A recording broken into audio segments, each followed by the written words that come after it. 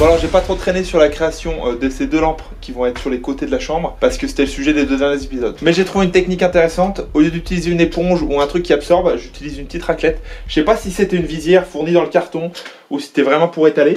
Mais en fait c'est nickel quand t'as un outil qui absorbe pas et qui étale simplement le produit parce que t'en consommes 2 fois moins. Es magnifico!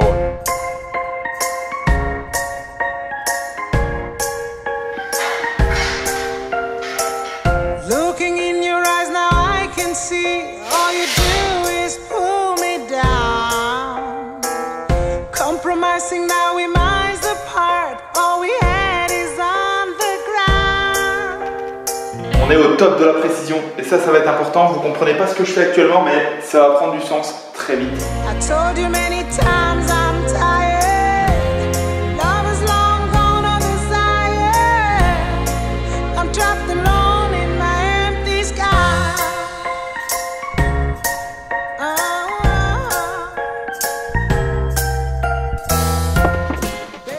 Les ajustements sont parfaits. Je vais mettre 5 étagères, faut que je chante. La la la la la.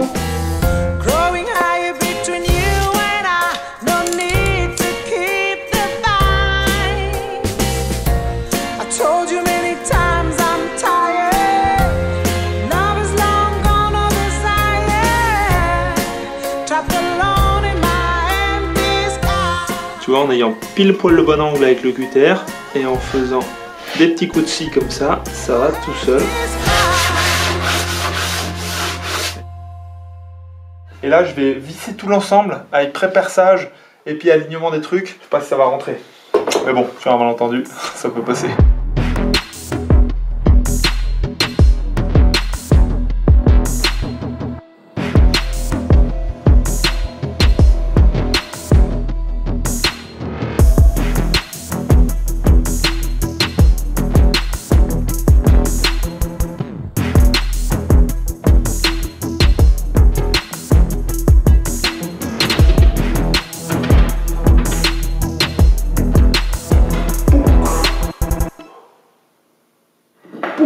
Et t'as pas besoin de mettre des tourillons pour tenir les étagères. Dans les meubles Ikea, ils en mettent parce que c'est moins cher que les vis.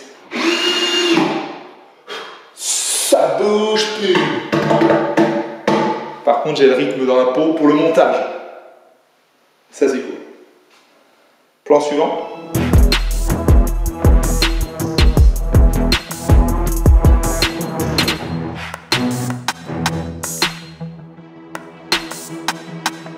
Tu vois, pour être sûr d'avoir un résultat parfait sur la coupe de mélaminée, même avec une scie à format sans inciseur, parce que l'inciseur c'est une petite lame qui tourne à l'envers, à l'avant du truc, et qui permet de rentrer sur le bas de la planche pour éviter qu'il y ait des éclats. Moi, comme j'en ai pas, je mets plusieurs planches ensemble qui vont permettre de se protéger les unes avec les autres. Et sur le dessus, ça te fait un résultat parfait parce que la lame, elle est bien affûtée. Il vaut mieux une lame de débit bien affûtée qu'une lame de précision pas bien affûtée.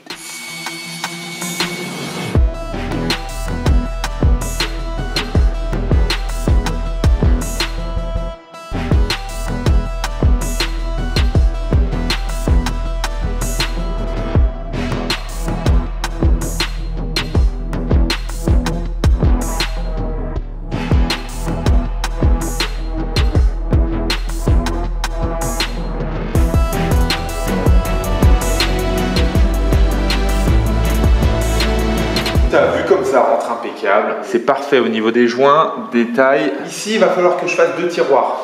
Et le problème, si les murs ils sont pas parallèles, ils vont pas réussir à coulisser. Et à mon avis, je peux refaire des petites cales qui vont récupérer les 2 cm pour avoir le tiroir qui s'ouvre pile poil.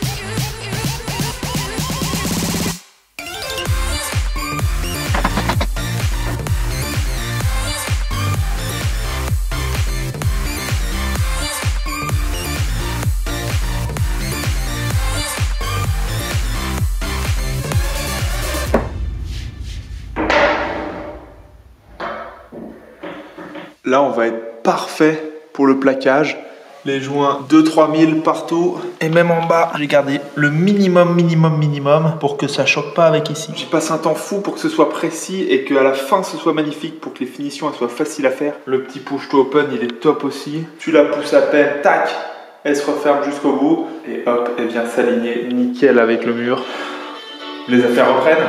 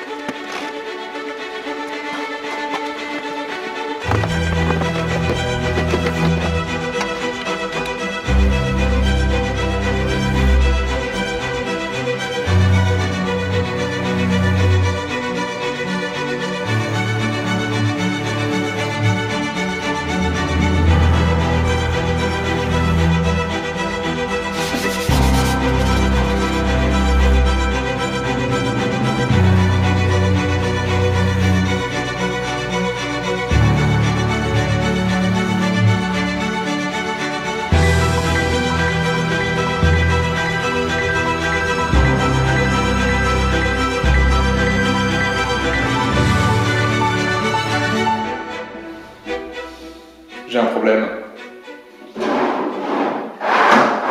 Ils font pas le même bruit. Il y en a un qui est aigu, l'autre il est grave. Ça marche au top. Je vais pouvoir le réencastrer, le fixer sur les côtés pour pas que ça bouge. Ça prend un temps fou. Mais je suis trop content parce que là j'ai descendu ma marge d'erreur au demi-millimètre. Oui, bah voilà, une petite fierté qui sert pas à grand chose, hein, mais ça fait quand même plaisir.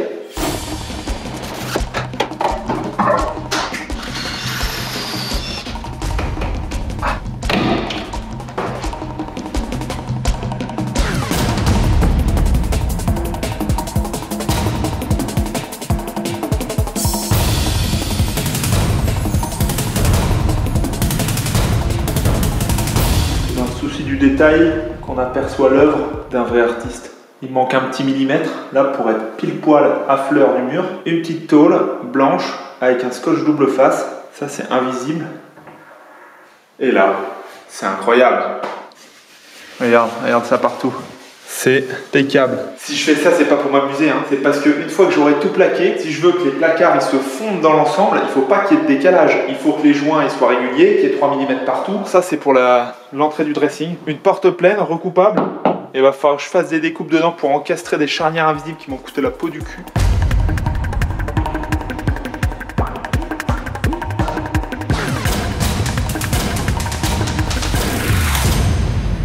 Ça c'est une charnière invisible, c'est gros, c'est ma stock, c'est censé supporter 40 kg. Par contre, t'as vu l'épaisseur qu'elles ont? Il faut que ce soit encastré. En épaisseur dans la porte, ça pose pas de problème parce que la porte, le montant il est très épais. Le problème c'est côté dormant, il fait quand même 21 mm d'épaisseur. C'est plus épais que les 18 mm que j'avais prévu. J'avais mis les champs, j'avais tout fait propre et tout. Ouais non mais bon, il y a un moment, on peut faire les choses bien ou pas. Hein.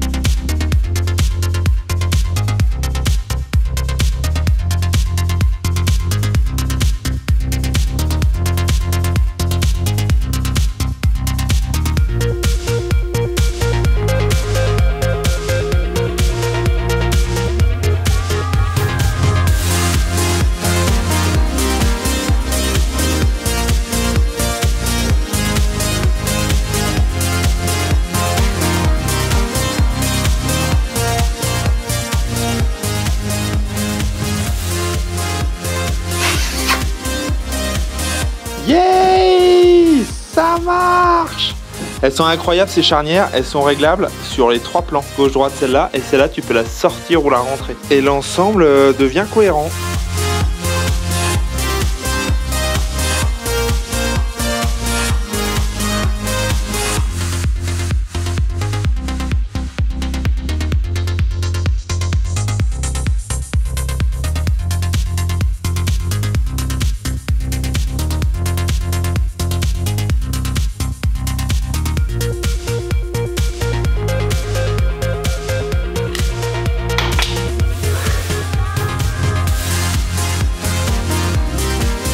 Hop hop hop, je te vois venir à me dire que je mets des vis à bois dans du placo seulement.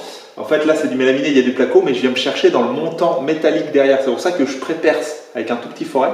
Pour info, j'ai 73 de large, c'est standard. Et aussi j'ai collé, vissé pour pas que ça grince, pour que le confort acoustique soit parfait.